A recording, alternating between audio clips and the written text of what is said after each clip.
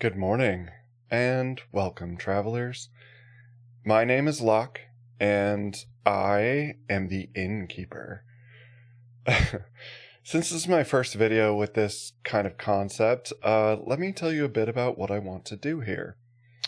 So I run and live in a bed and breakfast. Every day of the week, there are strangers in my house, anywhere up to 20, 22-ish. One of my favorite parts about this job is that I often get to, sometimes have to, grab a cup of coffee and chat with my guests about all their worldly adventures.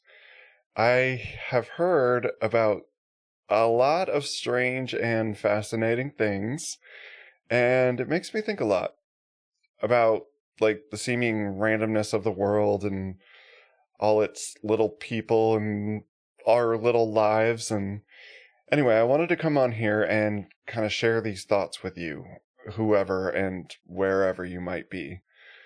So grab a cup of coffee or tea and sit with me just a minute. Today I'm going to tell you about Ron and Carol. So these two blew through here like about a week ago. They were here for 5 days.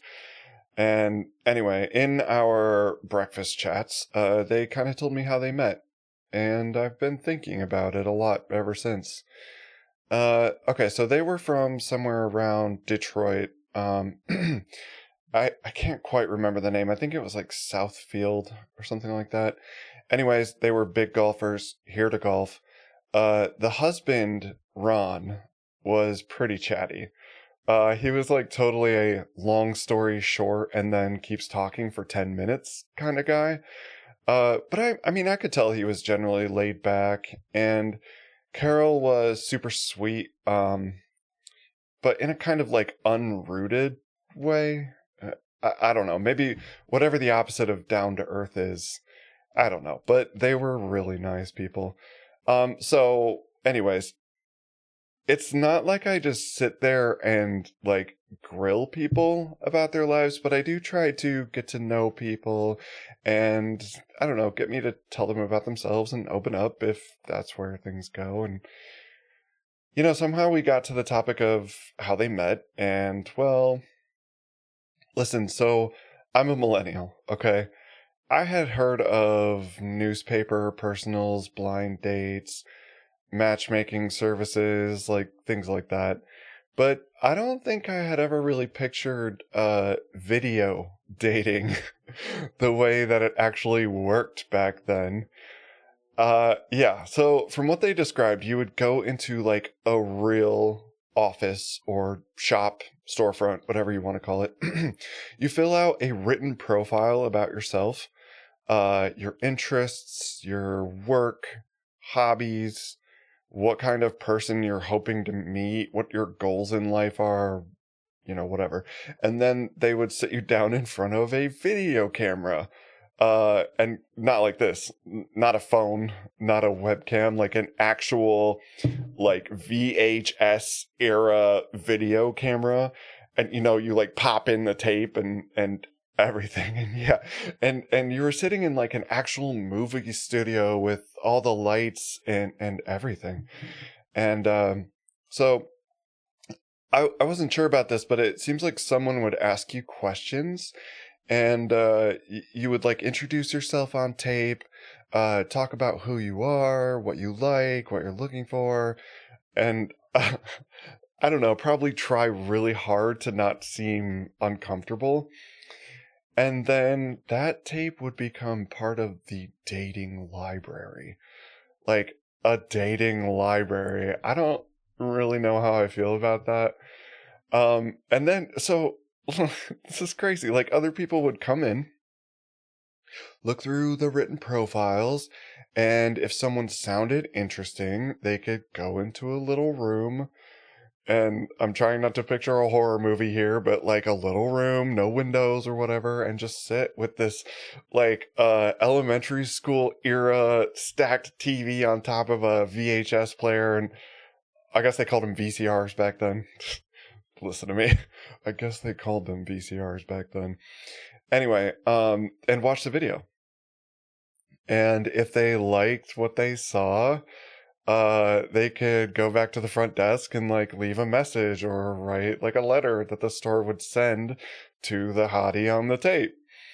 And, you know, then the other person could decide whether they wanted to respond to that or not. And man, after we talked about all this, like I had to go look it up, right? Like I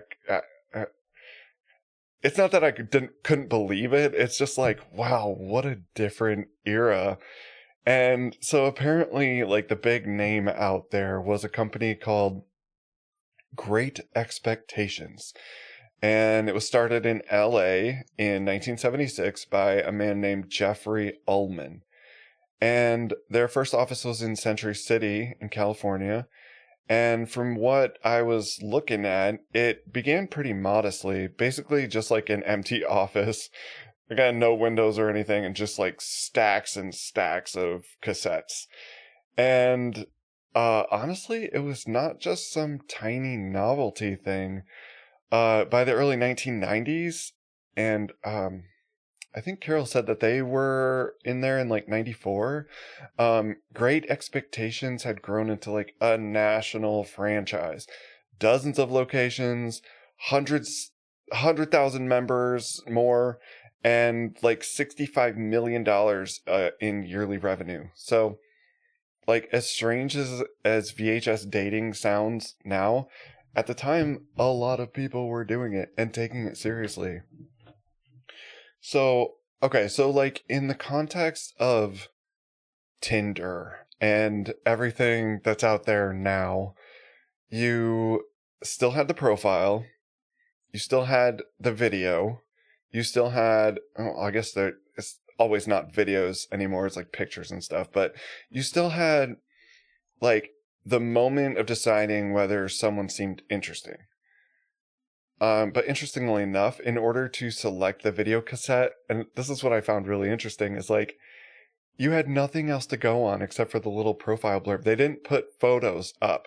So you're in there and you're like, you know, like shuffling through these videotapes and you pick one, just based on something that you read. It's not Tinder, okay? You're not just swiping through people's photos. And, like I was saying, like seriously, like people today, they just sit on your little Tinder and you just swipe the photos, and I don't really know how it works. Like, what do you swipe, like 10 people every few seconds or whatever? Based on whatever picture, you know, someone decided to put as their little front page. And I don't know, do you even bother to look at them? I mean, the girl with the duck lips and the guy holding a fish. I mean, I've heard the horror stories. I don't know. But these people would just go back in, and I don't know how long these videos were, but they committed to sitting there and watching a tape, sight unseen. I love it. But I mean, look, okay, so you were still just a lonely guy or gal. You still had the risk of reaching out and hoping they might reach back, you know?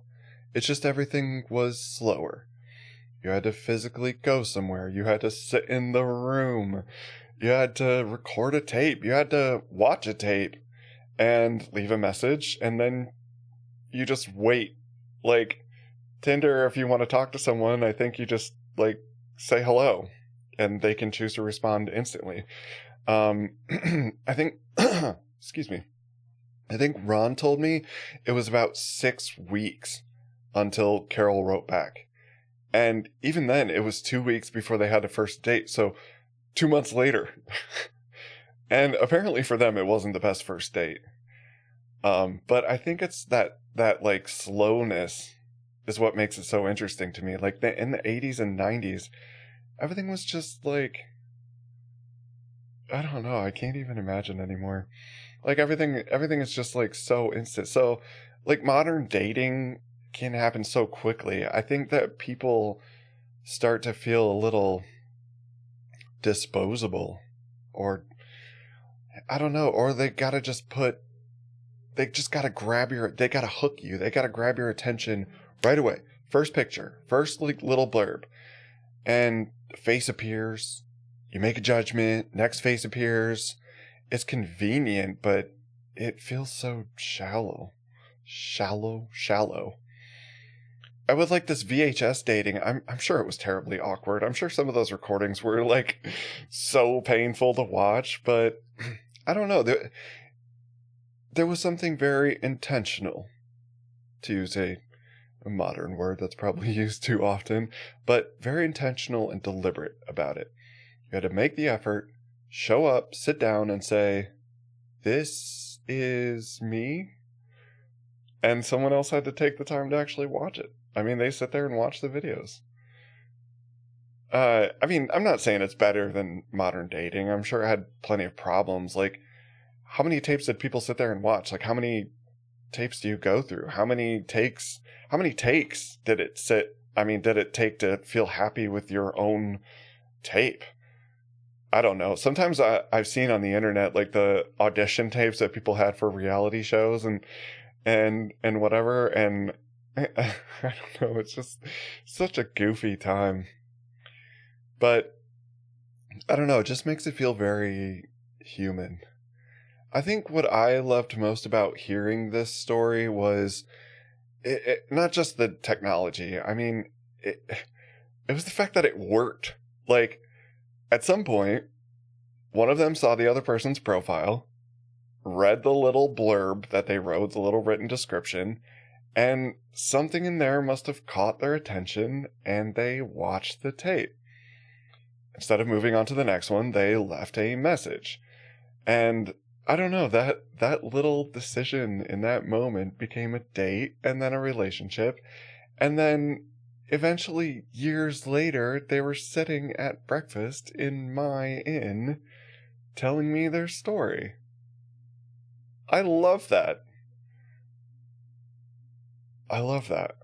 And it reminds me that every era has its own strange ways of helping people find each other.